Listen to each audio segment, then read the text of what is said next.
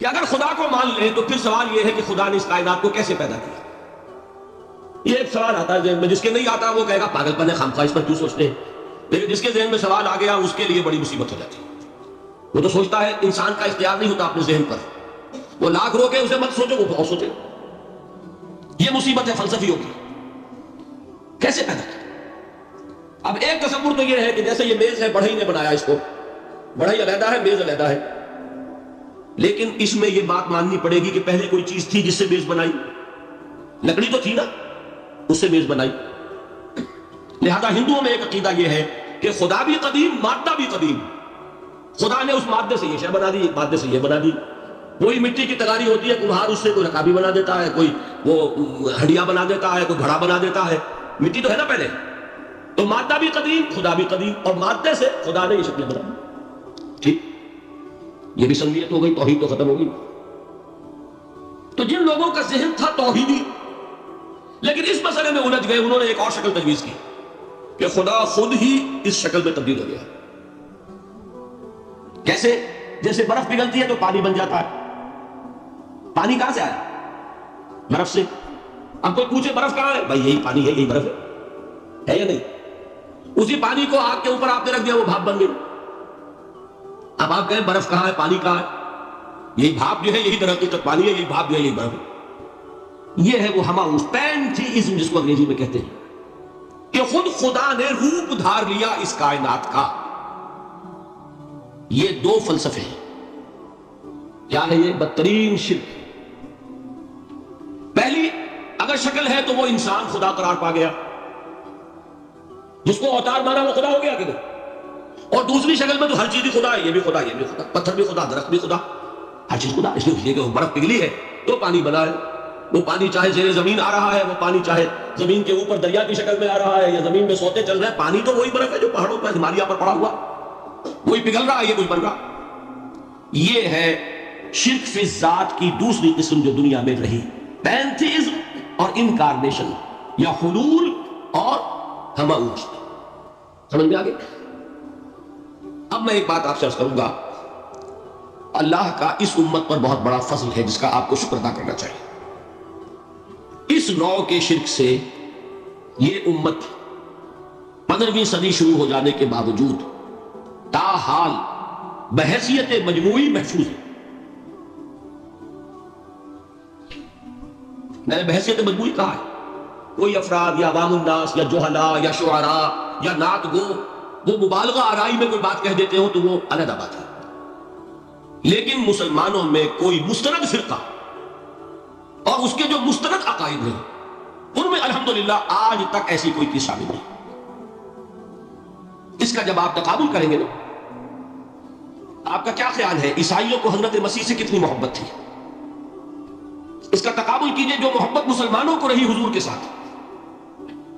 عیسائیوں کی محبت عشر عشیر نہیں بنے گی، اس محبت کے باوجود کہ ہمیں 10 گنا 100 گنا 1000 گنا زیادہ محبت ہے حضور کے ساتھ، لیکن دیکھیے کہ انہوں نے خدا کا بیٹا بنا دیا۔ یہاں کسی نے حضور کے بارے میں یہ بات آج تک کہی؟ یہ بہت بڑا کنٹراسٹ ہے نا۔ یہ در حقیقت عقیدت اور محبت کا غلو ہوتا، تو عقیدت اور محبت کی کمی تو یہاں بھی نہیں، الحمدللہ ان سے زائد ہے، لیکن الحمدللہ ثم الحمدللہ ثم الحمدللہ خدا کا بیٹا تو کسی نے نہیں بنایا۔ اچھا میں ایک اور کنٹراسٹ آپ کو دکھاتا ہوں تاکہ آپ اللہ کا شکر کریں۔ حضرت علی کی کیا نسبت ہے حضور کے ساتھ؟ نبی اور امتی۔ حضرت علی کو خدا کہنے والے پیدا ہوئے کہ نہیں؟ بتائیے نا، کیا وجہ ہے کہ علی کو خدا کہنے والے پیدا ہوئے لیکن محمد کو خدا کہنے والا پیدا نہیں ہوا صلی اللہ علیہ وسلم رضی اللہ تعالی عنہ؟ بہت اہم بات ہے، غور کیجیے گا۔ حالانکہ حضرت علی کا رتبہ کہاں، حضور کا کہاں؟ آج بھی آپ دیکھیے آپ کے جاہل عوام کے زبان پر نعرہ یا علی مدد کا ہوتا ہے، یا محمد مدد کسی نے کہا آج تک؟ یہ یا محمد لکھنے کے کام آتا ہے صرف، وہ مسجد پہ لکھ دو تاکہ پتہ چل جائے یہ فلاں فرقے کی مسجد ہے، دوسرا خود ہی بھاگ جائے وہاں سے۔ یہ صرف اس کام کے لیے ہے۔ باقی جہاں اصل میدان میں بات آتی ہے کوئی نعرہ لگاتا ہے یا محمد مدد، محمد کا رتبہ اونچا ہے یا علی کا، تو ان سے کیوں نہیں مدد مانگی؟ یہ سوالات آپ کے سامنے رکھ رہا ہوں میں. پھر یہ کہ جس طریقے سے کہ غوث اعظم کو پکارا جاتا ہے، کیا محمد کو پکارا جاتا ہے؟ کیا نسبت ہے؟ حضرت علی تو پھر بھی صحابی ہے، خلیفہ چہارم ہے، حضور کے چچا داد بھائی ہے، داماد ہے. غوث اعظم تو بہرحال وہ نسبت تو نہیں ہے. دیکھیے میں اس کا تعلق جوڑتا ہوں ختم نبوت سے. جس طرح اللہ نے خصوصی حفاظت فرمائی ہے قرآن کی، اسی طرح خصوصی حفاظت فرمائی ہے محمد رسول اللہ. یہ اسپیشل پروٹیکشن ورنہ نہیں ہو سکتی تھی. یہ خصوصی تحفظ ہے اللہ. یہاں بگاڑ پیدا ہو جائے تو صحیح کون کرے گا؟ حضرت مسیح کی اصل حقیقت تو حضور نے آگے بتا دی. ذالک عیسی ابن مریم قول الحق الذی فیہ یمترون ما کان للہ ان یتخذ ولدا سبحانہ. یہ حضور نے آ کر حضرت مسیح کی حقیقت بیان کر دی کہ نہیں؟ سورہ مریم کی یہ آیات سنی تھی نجاشی رحمت اللہ علیہ نے جب حضرت جعفر ابن ابی طالب کی زبان سے، تو کیا کہا تھا تن کا اٹھا کر، خدا کی قسم جو ان آیات میں مسیح کا مقام بیان ہوا ہے، مسیح اس سے تن کا بھر بھی زیادہ نہیں. لیکن اگر محمد رسول اللہ کو خدا کا بیٹا بنا دیا گیا ہوتا یا خدا بنا دیا گیا ہوتا تو کون آتا اس کی اصلاح کی؟ جیسے قرآن مجید کا تحفظ ہے ایسے ہی محمد رسول اللہ کا تحفظ ہے. وہ تحفظ ہوا کیسے ہے؟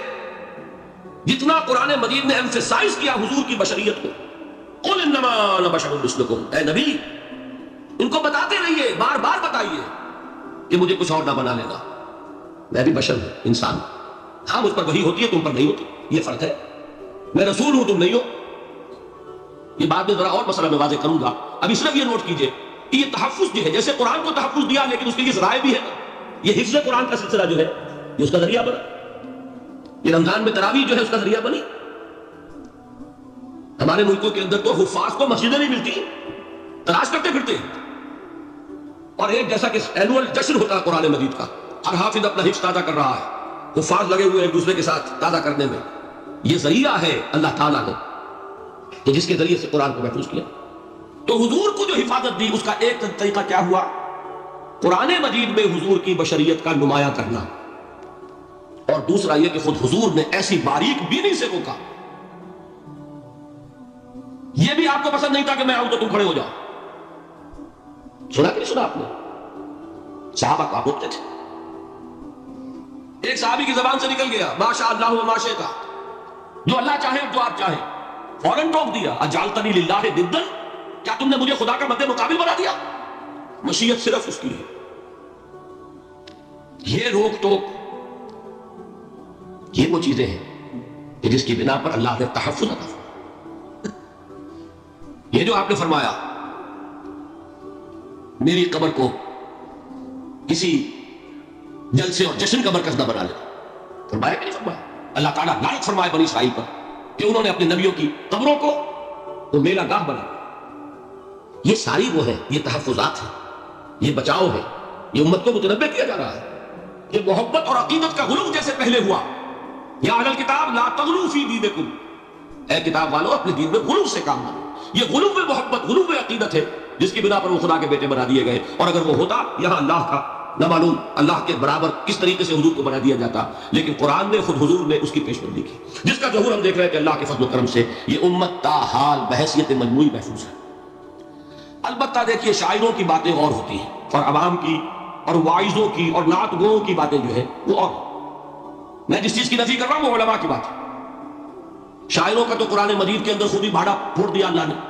وَالشُّعَرَاءُ يَتَّبِعُهُمُ الْغَاوُونَ أَلَمْ تَرَ أَنَّهُمْ فِي كُلِّ وَادٍ يَهِيمُونَ إِنَّهُمْ يَقُولُونَ مَا لَا يَفْعَلُونَ. مبالغہ نہ کرے تو شعر میں رنگ ہی پیدا نہیں ہوتا. پھر شعر کا ہے تو کہنا نظر کہو بھائی، مبالغے سے اس میں ایک تاثیر ہے. وہ مبالغے ہمارے شاعروں نے، ہمارے نعت گوؤں نے کیے ہیں، اور اس میں اللہ تعالیٰ انہیں معاف کرے بالکل اوتار کر الفاظ بھی استعمال کر دیے. وہی جو مستوی عرش تھا خدا ہو کر، اتر پڑا وہ مدینے میں مصطفیٰ ہو کر. بتائیے رام چندر جی کے بارے میں جو عقیدہ ہے، اب کیا فرق رہ گیا؟ بال برابر فرق ہے یا کوئی؟ اور نقطے پیدا کرتے ہیں. مدینے کی مسجد میں منبر کے اوپر بغیر عین کا ایک عرب ہم نے دیکھا. کیا سمجھ میں آیا؟ عرب میں سے عین نکالا کیا بنا؟ یہ نقطہ آفرینی ہے. اسی طریقے سے ہماری شاعری میں کچھ ہماؤست کا رنگ بھی پیدا ہو گیا. خود کوزا ہو، خود کوزا کرو، خود گلے کوزا. خود رند سبو کش، خود برسر آکوزہ خریدار بے آمد بشکست و رواشو. وہ خود ہی کوزہ ہے، خود ہی مٹی ہے جس سے کوزہ بنا ہے، خود ہی کوزے کا بنانے والا ہے. سمجھ لیں؟ الفاظ تو بڑے پیارے ہیں، بڑے مزدار ہیں، آدمی ایک دفعہ وجد میں آ جاتا ہے، لیکن ہے کیا وہی ہے نا کہ وہی جو برف تھا پگھل کر پانی بن گیا. خود کوزہ ہو، خود کوزہ کرو، خود گلے کوزہ، خود رند سبو کش. خود ہی اس کوزے میں شراب ڈال کے پیتا بھی ہے، خود ہی مٹی ہے، خود ہی وہ بنانے والا ہے، خود ہی کوزہ ہے، خود ہی اس میں شراب ڈال کے پیتا بھی ہے، اور خود ہی اس کوزے کو توڑ کر اپنا راستہ بھی لیتا ہے. اب آپ اس پر سر دھوئیں اور جو چاہے کریں، لیکن یہ کہ اس کا ڈانڈے مل گئے کہ نہیں اسی عمل اس سے. لیکن یہ کسی مفتی کی بات ہے کیا، یا کسی ائمہ دین میں سے کسی کا قول ہے؟ بھائی شاعروں کی باتیں سن لیا کریں، اللہ اللہ خیر سن. ان چیزوں کا بہت زیادہ سختی کے ساتھ نوٹس بھی لینے کا کوئی فائدہ نہیں ہوتا. بات وہ ہونی چاہیے کہ جو علماء کہہ رہے ہیں، مستند عقائد کو جو ان کی کتابوں میں درج ہیں، ان سے بات ہونی چاہیے. تو یہ چیزیں، یہ گمراہیاں آئی ہیں، لیکن الحمدللہ ثم الحمدللہ کہ یہ عوام میں ہے، جہلاء میں ہے، شعراء میں ہے، نعت گوؤں میں ہے. یہ کسی بھی مستند دینی فرقے کے مستند علماء میں ہم کہاں موجود. البتہ ایک مسئلہ جو ہے نور اور بشر کا، وہ ذرا تھوڑا سا میں حل کر دوں آج. آپ سمجھتے ہوں گے لا ینحل ہے. میں نے جس طرح کہا تھا کہ امام بخاری کا قول بھی 100% درست اور امام ابو حنیفہ کا بھی 100% درست ثابت کیا کہ نہیں، اسی طرح میں کہتا ہوں جو حضور کو بشر کہتے ہیں وہ بھی 100% درست، جو حضور کو نور کہتے ہیں وہ بھی 100% درست. مطلب کیا ہے؟ دیکھیے، ہر انسان کے وجود کے دو حصے میں نے پہلے دن شاید کچھ بیان کیا تھا.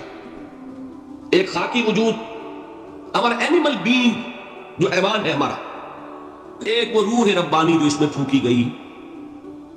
آدم میں جب وہ روح پھونکی گئی تب وہ مسجود ملائک بنے. فَإِذَا سَوَّيْتُهُ وَنَفَخْتُ فِيهِ مِن رُوحِي فَقَعُوا لَهُ سَاجِدِينَ. دو جگہ آیت ہے قرآن مجید میں، ایک شوشے کے فرق کے بغیر، سورہ حجر اور سورہ صاد. جب میں اس کو پوری طرح تیار کر لوں اور اس میں اپنی روح میں سے پھونک دوں تو گر پڑنا اس کے سامنے سجدے. ہمارا جو خاکی وجود ہے وہ ظلمانی ہے، اور جو ہمارا روحانی وجود ہے وہ نورانی ہے. اس کی نسبت کس سے ہے؟ اللہ سے. بات سمجھ میں آئی؟ لیکن ہم نے اپنے اس نورانی وجود کو اپنے خاکی ظلمانی وجود میں دفن کیا ہوا، اور محمد رسول اللہ صلی اللہ علیہ وسلم کا وہ نورانی وجود آپ کے اس خاکی وجود پر اس درجے غالب تھا کہ وہ خاکی وجود معدوم کے درجے میں ہے، لیکن وہ حضور صلی اللہ علیہ وسلم پر اثر انداز نہیں ہو سکتا. وہی خاکی وجود ہے جسے نفس کہتے ہیں. نفس غلبہ کر سکتا ہے محمد پر صلی اللہ علیہ وسلم. حضور کی شخصیت کی نورانیت نے آپ کی شخصیت کے خاکی وجود کا احاطہ کیا ہوا. ہماری شخصیت کی ظلمانیت نے ہماری اس نورانیت کو گل کیا ہوا، دفن کیا ہوا، چھپایا ہوا. بس یہ فرق ہے. انہیں آپ کہہ لیں نور، صحیح ہے، ان کی نورانیت غالب. یہی بات ہے جو حضور نے اس طرح سمجھائی. دیکھو، ہر انسان کے ساتھ ایک شیطان ہوتا ہے. اب کسی صحابی نے بڑی جرات سے کام لیا، پوچھ لیا حضور کہ آپ کے ساتھ بھی ہے؟ ہر انسان کے ساتھ جو کہا نا، تو انسان تو ہے آپ بھی، لیکن آپ کے ساتھ بھی ہے. آپ نے فرمایا ہے، لیکن میں نے اسے مسلمان کر رکھا. بات ختم ہو گئی. نفی نہیں ہے، وہ میرے تابع ہے، میرا مطیع ہے، مجھے گدن نہیں پہنچا سکتا. ہے تو صحیح، لیکن نہ ہونے کے درجے میں آ گیا کہ نہیں. یہ ہے فرق صاحب. اور میں یہاں پہ کوٹ کرنا چاہتا ہوں ایک بہت بڑے بریلوی مکتب فقہ کے عالم دین، صاحب زادہ، نام میرے ذہن سے ایک دم اتر گیا، فیض الحسن. اللہ تعالیٰ ان کی خطاؤں سے درگزر فرمائے، ان کی مغفرت فرمائے. آپ نے سنا ہوگا نا، انہوں نے ایک روز تقریر کی جو میں نے سنی، اور تقریر کہاں کی؟ سائیوال میں. وہاں کا ایک بہت مشہور چوک ہے، مہاجرین، مسجد مہاجرین کہلاتی ہے، وہاں تقریر کی. میں نے سنا. ان کے الفاظ یہ تھے کہ کیا آپ لوگ ہمیں جاہل سمجھتے؟ کیا ہمیں عربی نہیں آتی؟ کیا ہم نے قرآن نہیں پڑھا جس میں بار بار یہ لکھا ہوا ہے کہ حضور بشر ہیں؟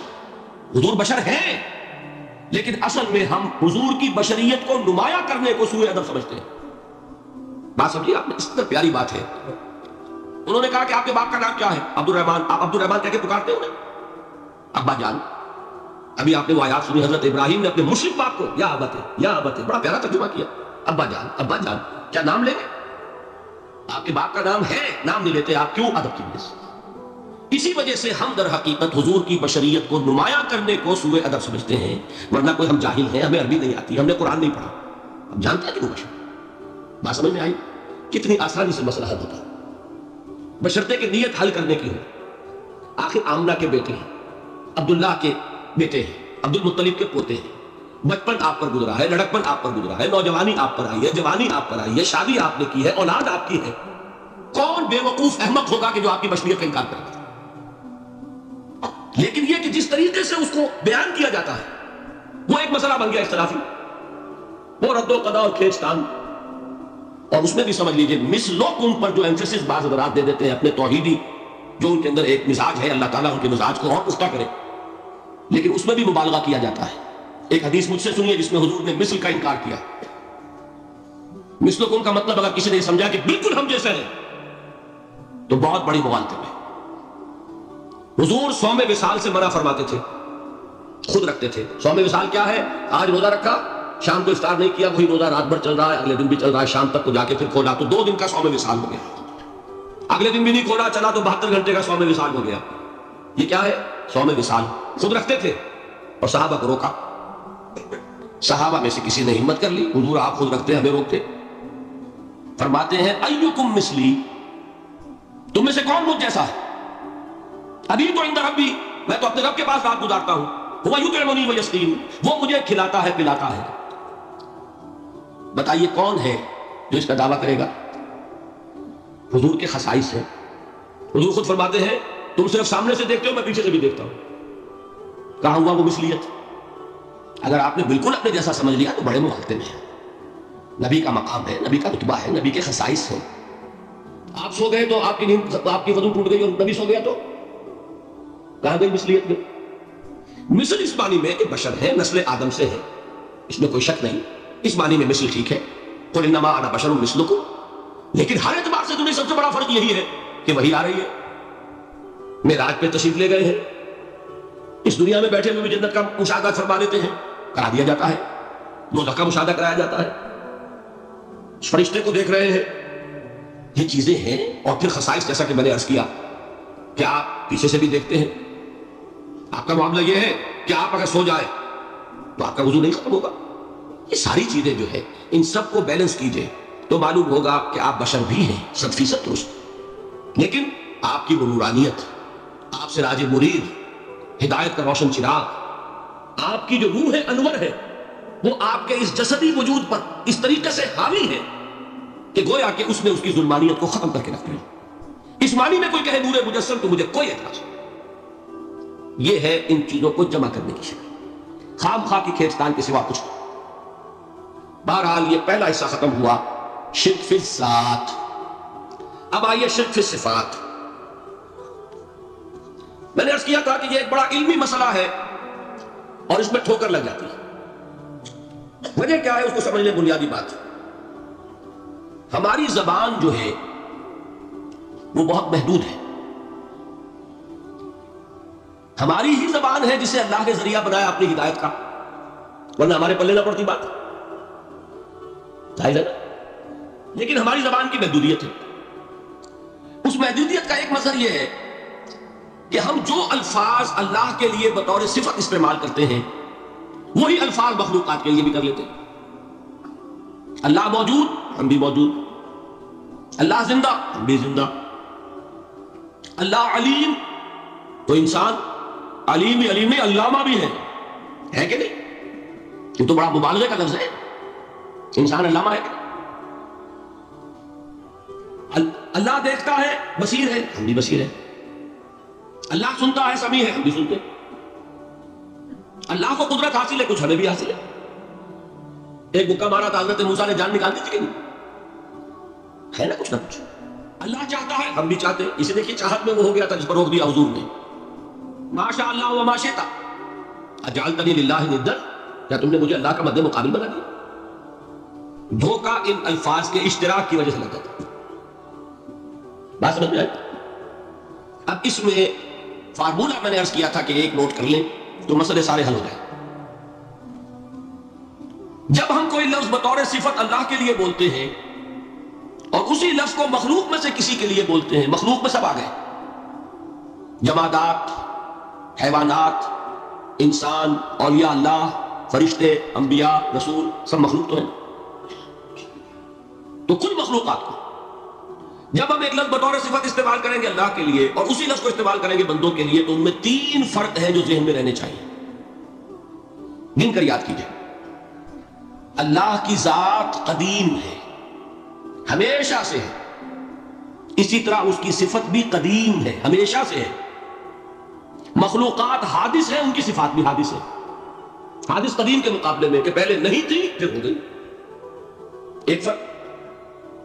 اللہ کی ذات از خود ہے، کسی اور نے تو اس کو وجود نہیں بخشا نا، اللہ کا وجود از خود ہے، ذاتی ہے۔ اسی طرح اس کی صفات ذاتی ہیں، کسی اور کی عطا کردہ نہیں ہے۔ مخلوق کوئی ہو کسے باشا، ان کا وجود ذاتی نہیں عطائی ہے، اللہ نے دیا تو وجود ملا۔ اسی طرح ان کی صفات عطائی ہے، ذاتی نہیں۔ 2 فرق ہو گئے۔ اللہ کی ذات مطلق ہے، لا محدود، اسی طرح اس کی صفات مطلق ہے، لا محدود۔ مخلوق کی ذات محدود کسے باشد، صفت بھی محدود، 3 فرق، ذاتی عطائی، قدیم حادث، لا محدود محدود۔ 3 فرق ذہن میں رہیں تو جو صفت بھی آپ اب بولیں گے اس میں یہ تینوں باتیں ذہن میں رہیں۔ سمجھ میں آ گئی بات؟ اب اس کا اطلاق کیجئے تو یہ علم غیب کا مسئلہ حل ہو جائے گا، یہ بھی لا ینحل سمجھا جاتا ہے۔ علم کسی کا بھی ہو، انسان، فرشتہ، اولیاء، انبیاء، رسول، حضور صلی اللہ علیہ وسلم، کسی کا حادث ہے، قدیم نہیں ہے، عطائی ہے، ذاتی نہیں ہے، محدود ہے، لا محدود نہیں ہے۔ 3 باتیں مان لیں، شرک نہیں ہوگا۔ ان میں سے ایک کو ساقط کر دیں، شرک ہوگا۔ آئی بات سمجھ؟ اللہ کی قدرت ذاتی ہے، عطا کردہ نہیں۔ مخلوق میں جس کو قدرت حاصل ہے وہ عطائی ہے، ذاتی نہیں۔ اللہ کی قدرت لا محدود، یفعل ما یشاء فعال لما یرید علی کل شیء قدیر۔ ہم مخلوق کوئی بھی ہو اس کی قدرت محدود، اللہ کی قدرت جب سے وہ ہے ہمیشہ سے ہے، ہمیشہ سے قدرت بھی ہے، اور مخلوق میں سے قدرت یہ حادث ہے۔ تینوں چیزیں سامنے رہے، شرک نہیں ہوگا۔ ایک چیز کی بھی کمی ہو گئی، شرک ہو جائے۔ یہ ساری صفات پر بیان۔ اللہ کی حیات ذاتی ہماری عطائی، لائی حیات آئے، قضا لے چلی چلے، اپنے بس میں نہ آنا تھا نہ جانا ہے، زندگی اس کی عطا کردہ ہے، جب چاہے لے لے۔ اللہ کی حیات بھی ایسی ہے کیا؟ ذاتی الحی۔ ہماری حیات محدود، ویسے بھی محدود، موت آئے گی شاید ختم ہو جائے، چلیے موت ختم نہیں کرتی، ہم سمجھتے ہیں کہ وہ ہماری ابدی ہے۔ محدود اس معنی میں تو ہے کھانے کو نہ ملے تو کمزوری، ذرا کام کیا تو تکان، نیند بھی آ رہی ہے، اونگ بھی آ رہی ہے۔ اور اس کی حیات الحی القیوم لا تاخذہ سنۃ ولا نوم،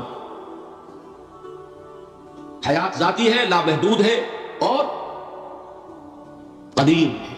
یہاں حیات عطائی ہے اور حادث ہے اور محدود ہے، ساری صفات۔ اس کو ذہن میں رکھ لیجئے تو اب 2 مسئلے میں یہاں حل کر دوں۔ جو لوگ کہتے ہیں حضور کو علم غیب نہیں تھا، اور جو کہتے تھا، بدقسمتی سے دونوں نے ڈیفینیشن علیحدہ کر لی۔ جو ڈیفینیشن نفی کرنے والوں نے کی ہے اس کی وجہ سے، اس کے اعتبار سے واقعتاً نہیں تھا۔ انہوں نے ڈیفینیشن یہ کی ہے، تعریف یہ کی ہے، وہ علم جو خود حاصل ہو جائے، اللہ کا عطا کردہ علم جو ہے وہ کہتے ہیں وہ غیب نہیں ہے۔ تو وہ بھی مانتے ہیں کہ ہر علم جو حضور کو حاصل ہے وہ اللہ کا عطا کردہ۔ میں صحیح بات ہوں، میں یہ سارے مرحلے میں نے طے کیے نا اپنے زمانہ طالب علم میں۔ مولانا منظور احمد شاہ صاحب ہیں ساہیوال میں ایک، میں ان کے پاس حاضر ہوا، میں نے کہا یہ مسئلہ کیا ہے علم غیب کا، مجھے ذرا سمجھائیں۔ انہوں نے ایک کتاب اپنی نکالی کہ دیکھیے صاحب، ہم حضور کے علم کے بارے میں یہ باتیں مانتے ہیں، حضور کا علم حادث ہے، قدیم نہیں ہے، حضور کا علم محدود ہے، لا محدود نہیں ہے، حضور کا علم عطا کردہ ہے، ذاتی نہیں ہے۔ میں نے کہا یہ 3 باتیں اگر آپ مان لیں تو میرا تو جھگڑا کوئی نہیں آتا۔ ہوتا کیا ہے جب آئیں گے وعظ میں، خطابت میں، تو عالم ما کان وما یکون، اب الفاظ وہ استعمال کر جائیں گے۔ ایک واعظ ہے، عام مقرر ہے، واہ واہ ہوتی ہی نہیں، نعرے لگتے ہی نہیں، محفل میں گرمی آتی نہیں جب تک کہ ایسے مبالغے نہ کریں. لیکن وہ چیز لکھی ہوئی ان کے یہاں ہے کہ حضور کا علم حادث ہے، قدیم نہیں ہے. حضور کا علم محدود ہے، لا محدود نہیں ہے. حضور کا علم عطائی ہے، ذاتی نہیں ہے. ان تینوں چیزوں کے بعد کوئی بڑے سے بڑا وہابی اور بڑے سے بڑا اہل حدیث بھی انکار نہیں کرتا. باقی یہ بات جان لیجئے کہ غیب اور حضور یا شہادہ یہ در حقیقت عام انسانوں کے اعتبار سے الفاظ استعمال ہوئے. جب قرآن میں کہا جاتا ہے عالم الغیب والشہادہ، اللہ غیب اور جو ظاہر ہے یا موجود ہے سب کا جاننے والا ہے، تو مجھے بتائیے اللہ کے لیے کوئی غیب ہے؟ اللہ کے لیے کوئی شے غیب ہے؟ تو کیوں کہا جا رہا ہے عالم الغیب والشہادہ؟ وہ ہمارے اعتبار سے کہا جا رہا ہے. جو تمہارے لیے غیب ہے اللہ اس کو بھی جانتا ہے، اور جو تمہارے سامنے اللہ اسے بھی جانتا ہے. اللہ کے لیے تو کل شہادہ ہے. کسی شے کا لا یعزب عنہ مثقال ذرۃ فی السماوات والارض، آسمان اور زمین کا ایک ذرہ بھی اس سے غائب نہیں ہوتا. غیب کا وجود کیا اللہ کا؟ تو یہ الفاظ مستعمل ہے ریلیٹو ہمارے اعتبار سے، اور ہمارے اعتبار سے جو شے غیب ہے اس میں سے ایک حصہ اللہ دیتا ہے نبی کو، تبھی تو نبی بنا. فرشتے کو دیکھا، فرشتہ ہمارے لیے غیب ہے. جنت دکھائی کہ نہیں دکھائی، ہمارے لیے غیب ہے کہ نہیں ہے. دوزخ کا مشاہدہ کرایا کہ نہیں کرایا، ہمارے لیے وہ غیب ہے کہ نہیں ہے.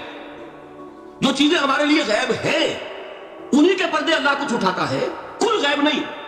کل غیب کا علم ہو جائے گا تو وہ شرک ہو جائے گا. کل کا لفظ جہاں آیا شرک ہوا. جب آپ کہہ رہے ہیں محدود ہے، لا محدود نہیں ہے، تو کل کا لفظ استعمال نہیں کر سکتے. لیکن غیب میں سے کچھ علم دیا گیا تبھی تو نبی بنا، ورنہ میرے اور نبی میں فرق کیا ہوا پھر؟ البتہ یہ کہ وہ غیب کا علم ہو یا حاضر کا علم ہو، سائنٹیفک نالج ہو یا وحی کا علم ہو، کوئی بھی علم ہو، آیت الکرسی کے الفاظ نوٹ کیجئے، یعلم ما فی السماوات و ما فی الارض، وہ جانتا ہے. ولا یحیطون بشیء من علمہ الا بما شاء، مخلوق میں سے کوئی بھی اس کے علم میں سے احاطہ نہیں کر سکتا مگر جتنا وہ چاہے.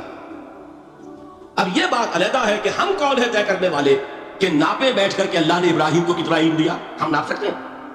عیسیٰ کو کتنا دیا ہم جان سکتے ہیں؟ تو ابراہیم کا، موسیٰ کا، عیسیٰ کا نہیں ناپ سکتے تو محمد رسول اللہ کا کہاں ناپیں گے؟ یہ پاگل پن ہے، یہ ہے جو غلطی ہوتی ہے. ہم کون ہیں طے کرنے والے؟ اللہ نے اپنے نبی کو دیا جو دیا، بات کرو.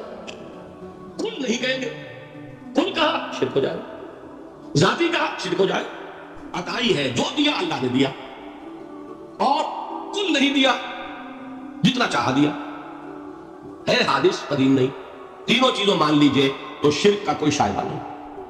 باقی جہاں ایک طرف قرآن میں وہ آیات ہیں کہ اللہ کے غیب کو کوئی نہیں جانتا، ٹھیک، وہاں یہ بھی ہے کہ لا یظہر غیبہ، لا یظہر علی غیبہ الا من ارتضی بالرسول، وہ اپنے غیب پر قابو نہیں دیتا مگر اپنے رسول میں سے جس کو چاہے. دونوں آیتیں قرآن کی ہے کہ نہیں؟ اسی لیے در حقیقت جو غیب کی نفی کرتے ہیں حضور سے، وہ کہتے ہیں کہ از خود معلوم ہونے والی شے غیب ہے. ہم کہتے ہیں از خود تو کوئی بھی شے کسی کو معلوم نہیں. ہمیں حاضر کا علم بھی اللہ ہی دیتا ہے تو ہوتا ہے، غیب کا تو بہت دور کی بات ہے. یہ مسئلے بڑے سیدھے ہیں، خام خواہ ہم نے پیچیدہ بنایا ہوا ہے. خدا کے لیے ان مسئلوں کو سلجھائیے اور جوڑیے، کاٹنے کی بجائے جوڑنے کی فکر کیجیے کہ بھائی اپنی اپنی جگہ پر علیحدہ علیحدہ تم نے تعریفیں کر رکھی ہیں اس لیے جل رہے ہیں، ورنہ دونوں باتیں صحیح ہیں. ایک مسئلہ ذرا اور زیادہ علمی ہے، میں ذرا پریشان ہو رہا ہوں کہ وقت زیادہ ہو رہا ہے. وہ مسئلہ ہے وحدت الوجود کا. ہمارے بہت سے صوفیہ وحدت الوجود کے قائل ہیں، اور ہمارے کچھ لوگ جو معترض ہیں وہ وحدت الوجود اور ہمہ اوست کو کنفیوز کر دیتے ہیں، ایک سمجھ لیتے ہیں. ہمہ اوست میں بیان کر چکا ہوں کہ بدترین شرک ہے. وحدت الوجود اور شے ہے، باریک باتیں سمجھ میں نہیں آتی عام لوگوں کے، سادہ ترین الفاظ میں آپ کو سمجھاتا ہوں. ایک نظریہ یہ ہے کہ اللہ ہی نے یہ روپ دھار لیا، یہ ساری چیزیں بالفعل موجود ہیں، یہ بھی ہے، یہ بھی ہے، یہ بھی ہے، اور یہ سب اللہ ہی ہے. یہ بدترین شرک ہے، شرک فی الذات. ایک لوگوں کی رائے یہ ہے کہ یہ کچھ ہے ہی نہیں، یہ شراب ہے. شراب میں کیا ہوتا ہے؟ آپ کو پانی نظر آتا ہے؟ ہوتا ہے پانی؟ نہیں. ہر چند کہے کہ ہے، نہیں ہے ہی نہیں. بس اللہ ہی ہے، یہ ہے ہی نہیں. دیکھیے ایک شعر ہے، کل ما فی الکون وہم او خیال اور رکوس فی البرایا او ظلال. اس کائنات میں جو کچھ ہے یا تو وہم ہے یا خیال ہے، یا جیسے شیشے میں عکس ہوتا ہے، آپ ادھر کھڑے آئینے کے نظر آ رہے ہیں، ادھر بھی ہے، ادھر کوئی نہیں. یا جیسے سایہ ہوتا ہے، سایہ درخت کا سایہ زمین پر پڑ رہا ہے، اس کا وہ وجود ہے. تو ایک رائے یہ، آپ اس سے اختلاف کریں، اسے پاگل پن کہہ دیں، کیا بے وقوفی کی بات کر رہے ہیں؟ جو چاہے آپ کہہ دیں، شرک نہ کہیے. وہ کہتے ہیں موجود صرف ایک ذات اللہ کی ہے، حقیقتاً موجود. یہ جو کچھ نظر آ رہا ہے یہ موجود ہی نہیں ہے، اس کو شرک نہیں کہتے. اسے اختلاف کریں، کوئی ضروری نہیں کہ آپ مانیں ان کی بات. میں یہ نہیں کہہ رہا کہ آپ ضرور مانیں. شیخ احمد سرہندی رحمۃ اللہ علیہ نے اسے سمجھایا ہے اس کائنات کی حقیقت کیا ہے ایک مثال سے. ان کے نظریے کو وحدت الشہود کہتے ہیں، وحدت الشہود، وحدت الوجود. شاہ ولی اللہ دہلوی نے فیصلہ کیا ہے کہ دونوں میں باریک سا فرق ہے، کوئی فرق نہیں ہے، تعبیر کا فرق. وہ مثال دیتے ہیں کہ دیکھیے ایک مشعل لیجئے. مشعل کیا ہوتی ہے؟ ایک لکڑی ہے، اس کے ایک سرے کے اوپر آپ نے کپڑا وغیرہ باندھ کے تیل ڈال کے آگ لگا دی. شعلہ جوالا ہے، ایک شعلہ، ٹھیک. وہ فرماتے ہیں کہ اس کو تیزی کے ساتھ ایک دائرے میں حرکت دیجئے، آپ کو آگ کا دائرہ نظر آئے گا، دیکھنے والے کو نظر آئے گا کہ نہیں؟ کیا دائرہ فی الواقع موجود ہے؟ بات ثابت ہو گئی کہ نہیں ہے، نظر آ رہا. یہ فرماتے ہیں حضرت مجدد، ای الصنعت باری تعالی است، کہ معدوم را موجود میں نمائند. یہ اللہ تعالیٰ کی صنائی ہے، خلاقی ہے، کہ جو شے ہے نہیں اس کو دکھا دیتے گئے. جیسے آپ نے آپسی دائرہ دکھا دیا ہے نہیں، اس کائنات کا کوئی وجود. میں پھر عرض کروں گا آپ اس سے اختلاف کریں، اسے نہ مانیں، چھوڑ دیں اس کو. یہ مسئلے ہیں فلسفے کے، لیکن سوال یہ ہے کہ اس کو شرک نہیں کہیں گے آپ. شرک وہ ہے جب کہیں یہ بھی شے ہے اور خدا ہے، یہ بھی ہے اور خدا ہے، پتھر بھی ہے اور خدا ہے. جب یہ کہا جائے گا یہ ہے ہی نہیں، صرف خدا ہے، تو در حقیقت اس کو شرک نہیں کہیں گے. یہ وحدت الوجود ہے، یونٹی آف بینگ. اب اس کو میں ایک اور اعتبار سے سمجھا دوں گا تو مجھے امید ہے اللہ تعالیٰ اس کو آپ پر کھول دے گا. دیکھیے، ایک ہمارا علم، ایک اللہ کا علم، ٹھیک. جب تقابل کریں گے تو کیا کہیں گے؟ اللہ کے علم کے مقابلے میں ہمارا علم ہے ہی نہیں، ٹھیک. اللہ کی قدرت کے مقابلے میں ہماری قدرت زیرو. اللہ کی مشیت کے مقابلے میں ہماری مشیت کچھ نہیں.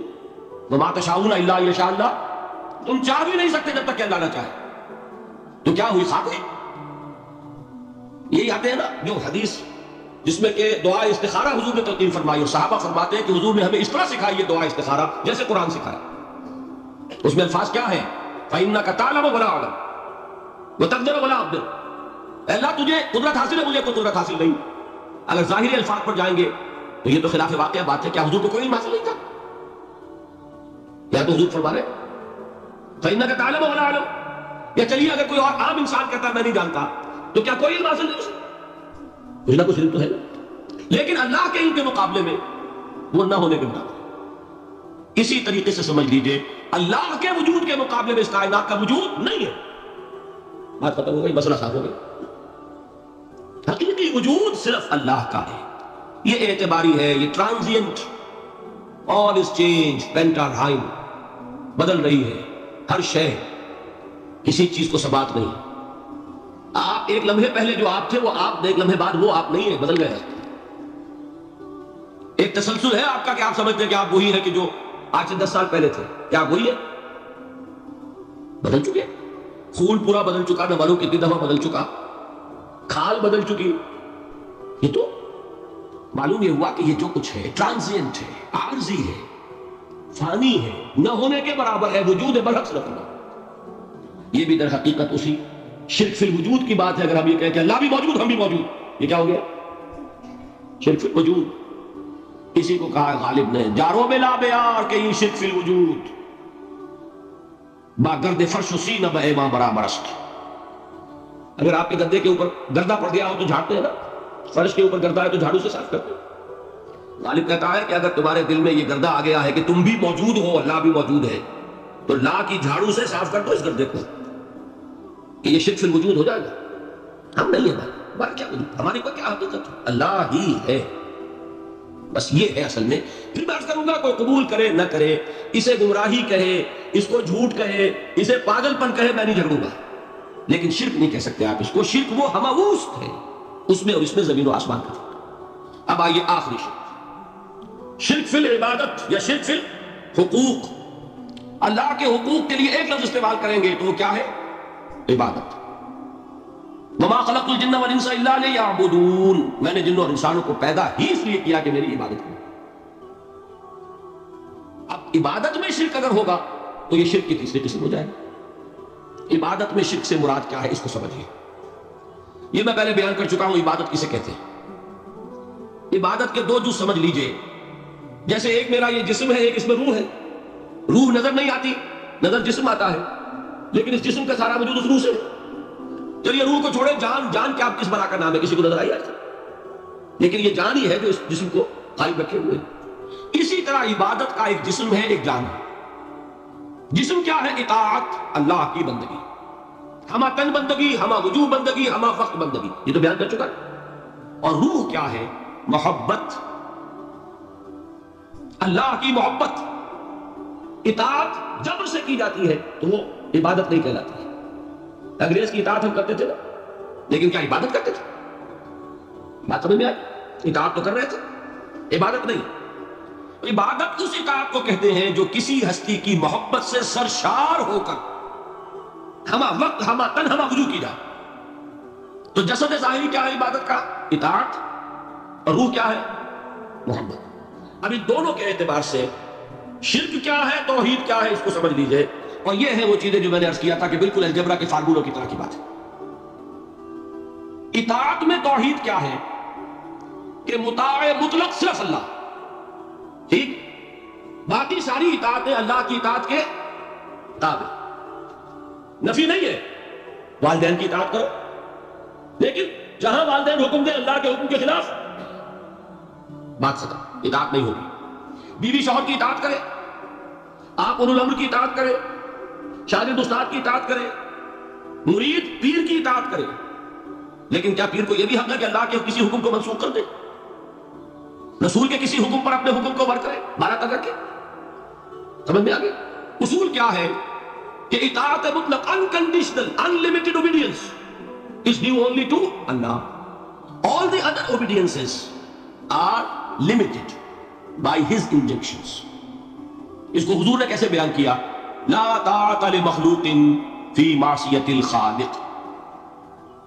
مخلوق میں سے کسی کی اطاعت نہیں ہوگی جس میں خالق کی معصیت لازم آ رہی۔ جہاں اللہ کا کوئی حکم نہیں ہے آپ میرا حکم مان لیجیے، یہ شرک نہیں ہوگا۔ جہاں اللہ کا حکم ہے اس کے خلاف میں حکم دوں اور آپ مان لیں تو یہ شرک ہو جائے۔ بات سمجھ میں آ گئی کہ نہیں؟ اب اس کو اپلائی کیجئے، اپلیکیشن بالکل انڈیویجول لیول پر کیجئے۔ پہلے اللہ کا حکم کیا ہے؟ فجر کا وقت ہو گیا، نماز پڑھو۔ نفس کا حکم کیا ہے؟ سو۔ آپ نے اطاعت کی نفس کی، آپ کا مطاع کون ہوا؟ نفس۔ اور اللہ کی معصیت میں ہوا کہ اس کے حکم کے تابع ہوا؟